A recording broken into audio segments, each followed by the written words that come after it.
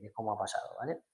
En la radiculopatía cervical, eh, que haya pues problemas en el disco y que estenosis, es decir, que haya estrechamiento del canal, ¿vale? Del canal medular, eh, se da en casi la mitad de los casos de- de dolor de tipo cervical con irradiación, ¿vale? Y su diagnóstico suele ser difícil, porque como afecta a muchas estructuras del hombro, del brazo, pues se suele asociar a tendinitis o a otros dolores que parecen que sean pues, del hombro, de, de la movilidad del hombro, de los rotadores, ¿vale? Un síndrome de los rotadores se suele confundir con algún tipo de esto, ¿no?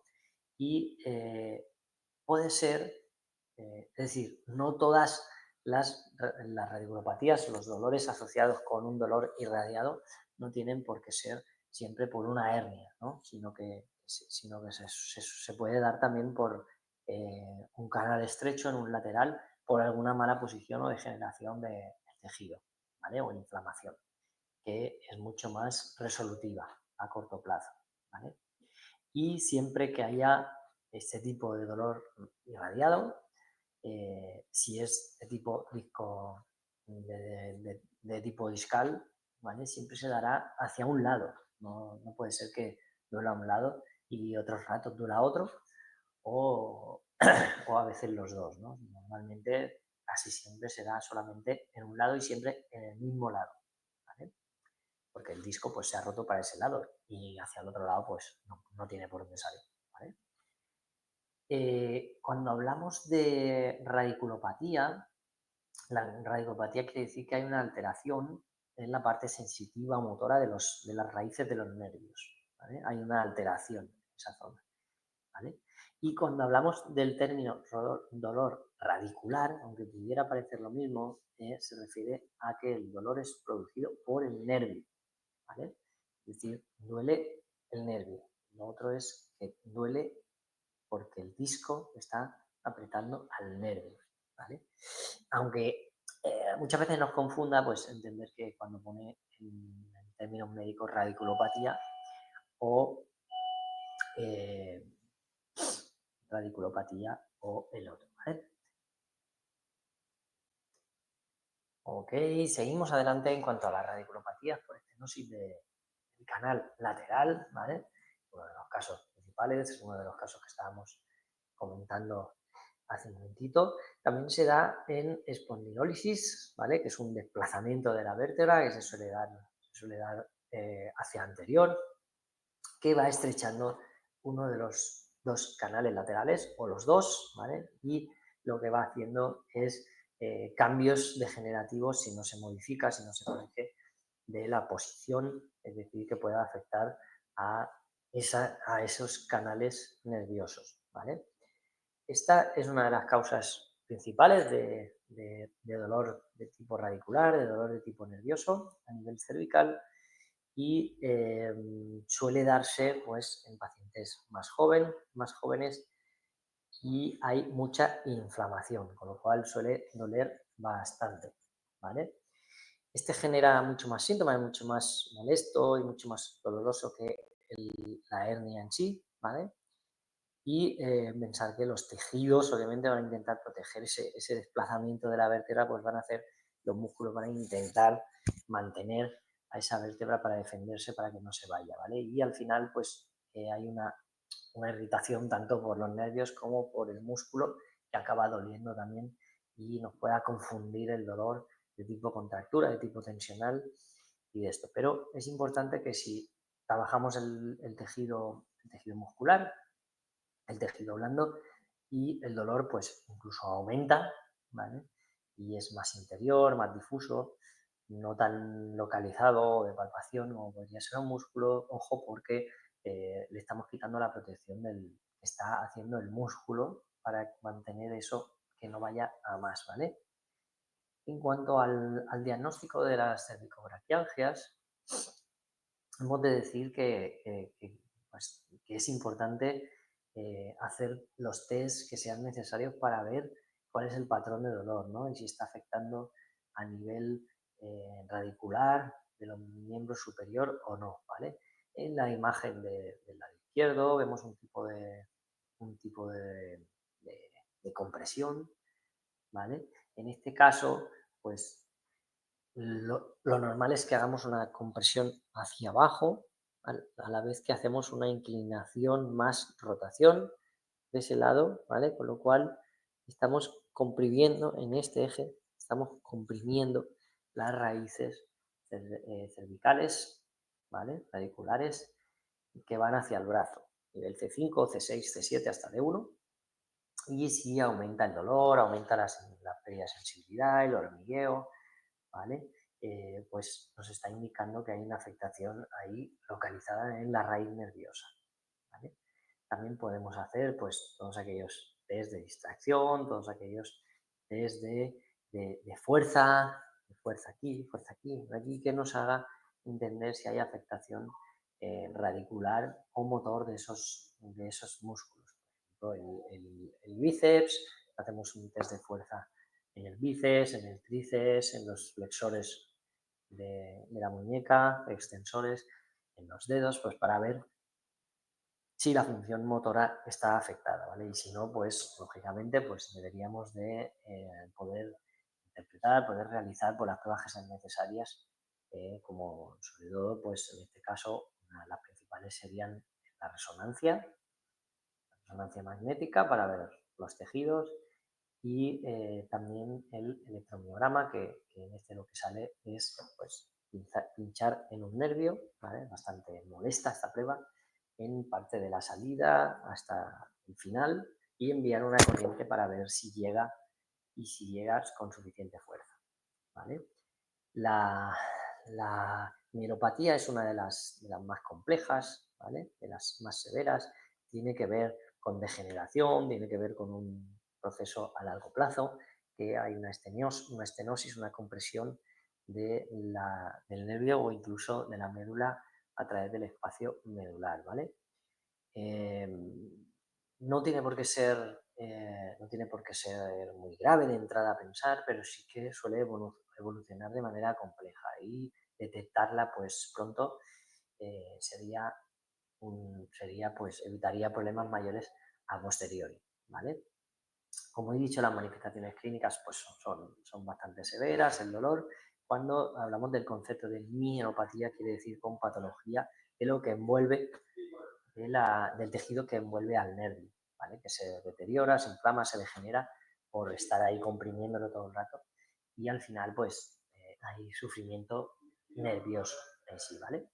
Es verdad que si no hay factores que lo sigan produciendo, si que fuera el caso, podría resolverse, ¿vale? Podría resolverse si en ese caso pues hay una buena irrigación, hay una buena dinámica, una buena movilidad de esa zona, ¿vale? Pues podría llegar a desaparecer si lo pillamos en su mitad leve, ¿vale? No cuando está ya muy avanzado, que ahí obviamente requerirá derivación a neurología para ver si se puede hacer algo un poquito más invasivo, ¿vale? El dolor de tipo facetario, como hemos dicho, pues es ese tipo de dolor que sí que tiene mucho que ver con la movilidad, con la zona articular y que también hay una fuerte inervación en la zona, ¿vale? Con lo cual también es bastante doloroso y se produce fácilmente inflamación en esa zona si hay alguna irritación, ¿vale?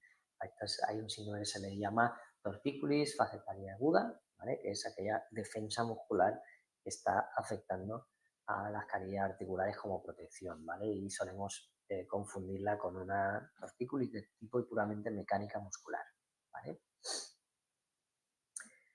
Ok, en cuanto a este tipo de síndrome, pues lo que tenemos que incidir es, aparte de la anamnesis en la historia clínica, que como ya hemos dicho anteriormente, es importante ver cómo está a nivel de palpación, ¿no? De toda la zona de alrededor, a nivel articular, cómo está el tejido, cómo está la propia vértebra, con la de arriba, con la de abajo, y tocar a ver a la presión en la zona, a ver dónde está más sensibilizado, ¿vale? Entonces, el el test de provocación en esa zona pues suele ser doloroso y la compresión a nivel de la espinosa o de las transversas también suele ser doloroso por la compresión de las carillas articulares, ¿vale? Eh, en cuanto a valorar ese segmento, ¿vale?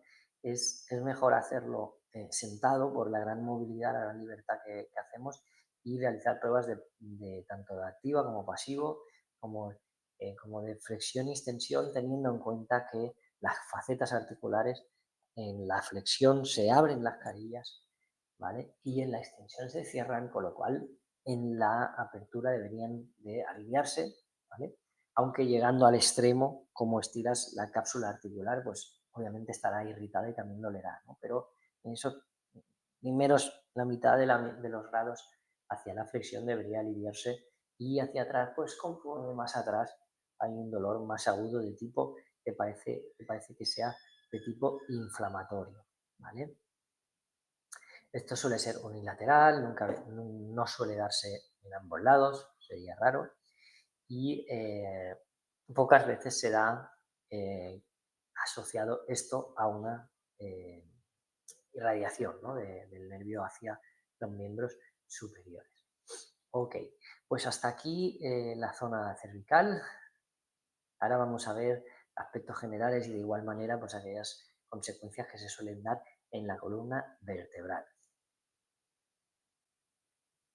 Ok, pues en la columna vertebral, pues lo que hemos de tener en cuenta es que es el gran pilar de cargas, es decir, la que recibe la mayor carga de toda la columna y obviamente pues el cuerpo será mucho más voluminoso, mucho más compacto y al igual que el disco, ¿no? Entonces su papel principal es el soporte de las cargas muy por encima de la movilidad, ¿vale? No así en las cervicales, ¿vale? Es muy importante que haya una buena nutrición de la zona, ¿vale? A nivel vascular, es decir, que haya una buena movilización.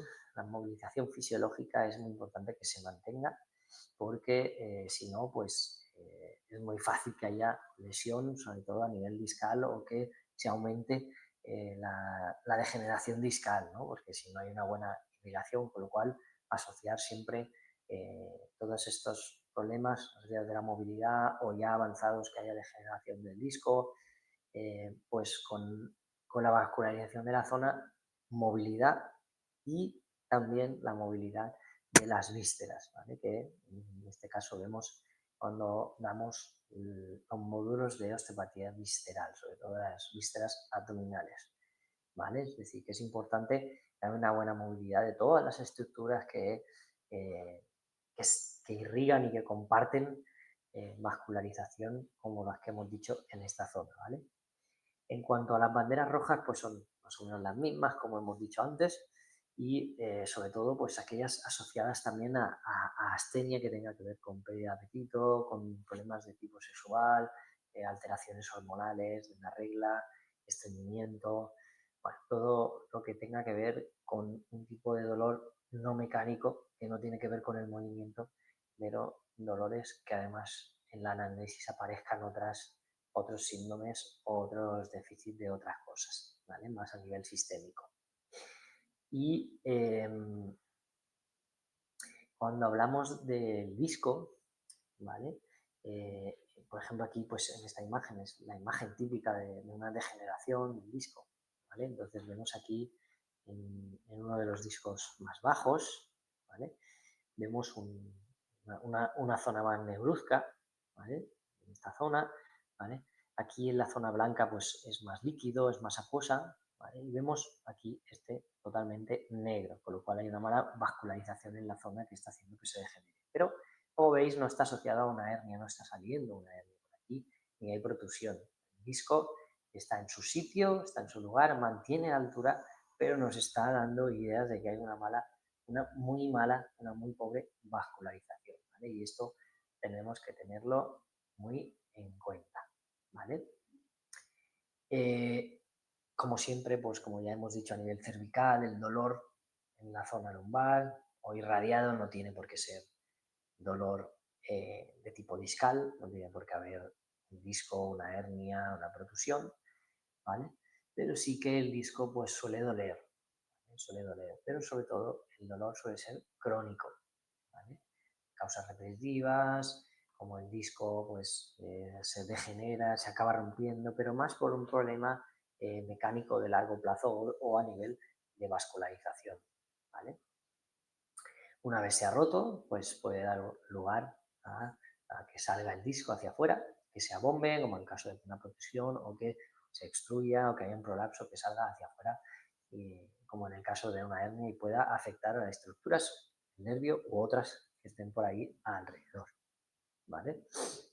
En cuanto al síndrome facetario, al igual que como vimos en las cervicales, es el de tipo articular, ¿vale? Sobre todo asociado a las carillas, ligamentos, bueno, toda la zona intraarticular, ¿vale? Y esto se da, pues, sobre todo aparece inflamación, es decir, un dolor de tipo inflamatorio, en el cual se puede dar fases agudas o fases crónicas que deberíamos de diferenciar, ¿vale? Por el tipo de dolor. Y el dolor se suele dar más, pues, obviamente, cuando hacemos una extensión, ¿vale? Tiramos hacia atrás, cerramos las carillas y rotamos hacia cerrar la carilla que está afectada, ¿vale? O cuando está de pie durante largos periodos de tiempo, o aquellos trabajos que son más mecánicos, como en una cadena de montaje, girar, estar de pie y girar hacia el mismo lado, pues siempre pensar qué carilla se está afectando para asociarlo a que sea un dolor de tipo facetario o no, ¿vale? Es decir, una lumbalgia de tipo mecánica, ¿vale? Entonces es importante a esos, pues deberíamos de adaptar el puesto de trabajo o que vaya haciendo pausas o ejercicios o movimientos compensatorios para que eso no se siga dando, si no, la inflamación no va a bajar y el dolor obviamente va a continuar, ¿vale? Eh, la zona lumbar es una zona muy estable, ¿vale? A nivel articular, y una de las cosas que se suele dar y que es importante de tener una valoración diagnóstico lo antes posible es la espondilólisis, la espondilolistesis, ¿no? Se le llama de una manera o de otra en función de que haya desplazamientos sin fracturas, sin rotura de las carillas que frenan, ¿vale? De las láminas, o que sí que hay rotura y desplazamiento, las dos cosas, ¿vale? Obviamente, si hay rotura, pues en el momento, en lugar de la rotura, pues obviamente va a haber dolor localizado con su hematoma o tal, como en cualquier crisis aguda o lesión importante, ¿vale? Pero si es algo de a poco, ¿vale? Será un desplazamiento en el que va sufriendo el tejido, van sufriendo los ligamentos, van sufriendo la cápsula articular, ¿vale? Con una posible a largo plazo inestabilidad porque acabe en una fractura. En cuanto a la clínica, pues es importante ver una radiografía en la que, como esta que vemos en la zona central, pues hay un desplazamiento del cuerpo, ¿vale? Vemos que el cuerpo está desplazado, ¿vale? Y pues hay una sensación, la persona tiene una sensación de dolor en algunos movimientos, otros sí, otros no, a veces sí, a veces no, se nota un poco inseguro, un poco inestable, eh, dolor o incluso bloqueos de manera repentina que aparecen y desaparecen, que hay ratos que está muy bien, ratos que está muy mal, ¿vale? Sin causa aparente, ¿vale?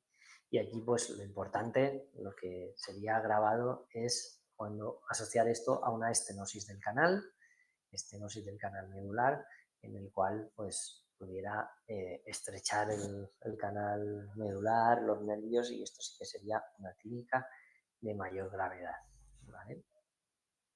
Cuando hablamos de problemas reumáticos, ¿vale? Principalmente tenemos la espondilitis anquilosante como enfermedad autoinmune, sobre todo inflamatoria, que es sistemática, no es localizada, pero se suele afectar en la columna vertebral y sobre todo en estas zonas de la columna, ¿vale?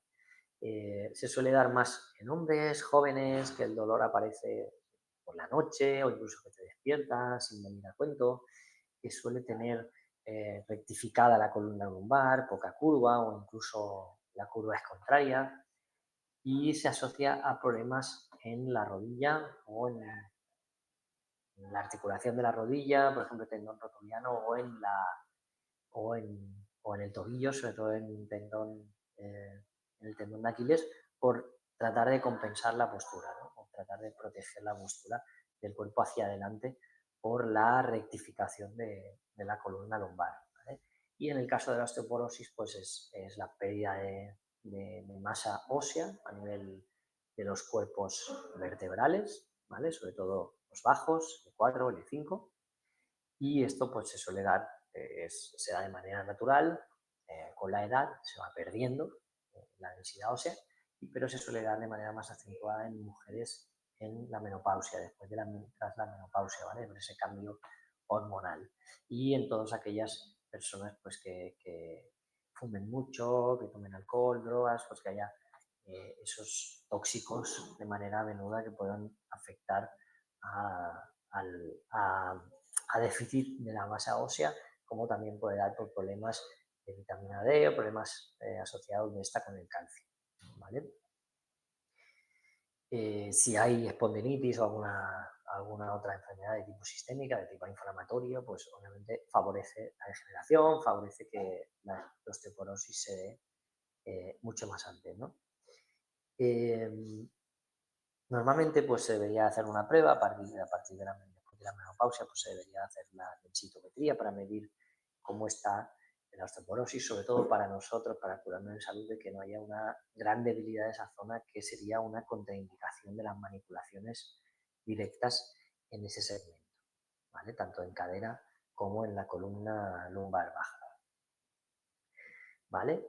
Bueno, pues acabando con todo esto, chicos, y creo que ya tenemos un montón de material. Espero tenéis también un resumen de todo, bueno, resumen no, todo este contenido explicado de manera extensa en un dossier que tenéis en el campus, ¿vale? Y pues nada, acabar con esto, pues como veis aquí, no hace falta que lo repita, pero hemos visto pues las dos regiones principales que se dan, los tipos de dolor que se suelen dar, ¿vale?